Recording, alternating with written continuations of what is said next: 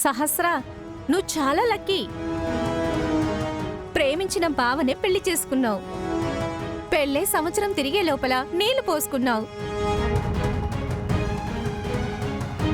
కడుపులో బిడ్డని జాగ్రత్తగా చూసుకొని ఇంటికి వారసునిచ్చావంటే ఆ వారసుడితో మీ అమ్మ కాలక్షేపం చేస్తుంది.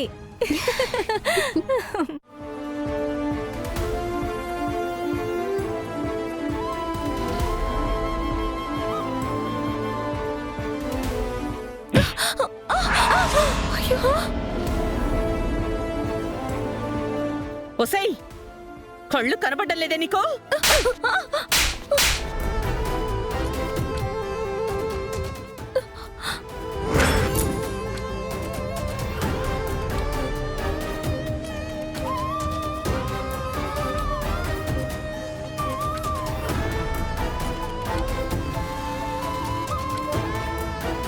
పద్మాక్షి, ఎవరి పనమ్మాయి? ఇదెంత కాస్ట్లీ చీరో తెలుసా? దీని వేళ చేయదు నీ బతుకు.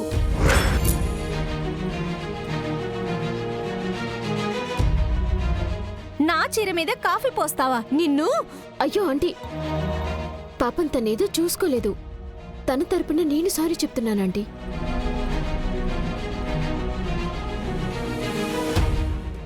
సారీ అమ్మా, కాళ్ళకి ఏదో అడ్డు వచ్చి స్లిప్ అయి పడిపోయాను. కళ్ళు నెత్తికెక్కితే కాళ్ళు అలాగే తడబడతాయి. అత్తయ్య, లక్ష్మికి అసలే బాగోలేదు కదా.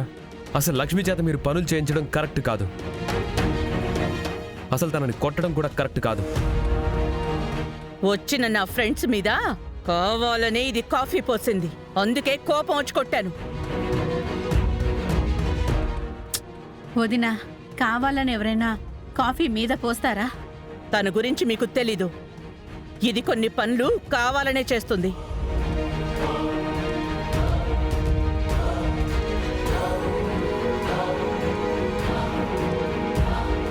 అక్క, లక్ష్మి ఎలాంటిదో తెలుసు కదా. తెలిసి కూడా అలాంటి అబాండాలు ఎందుకు వేస్తావు?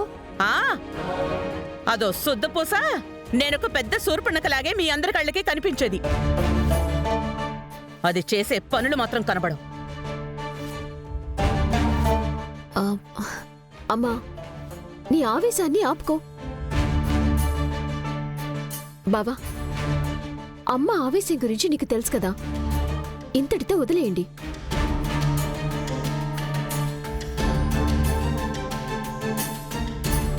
ఆంటీ, మీ చీర వాష్ చేసుకుంటే ఆ మరకలు పోతాయిలేండి.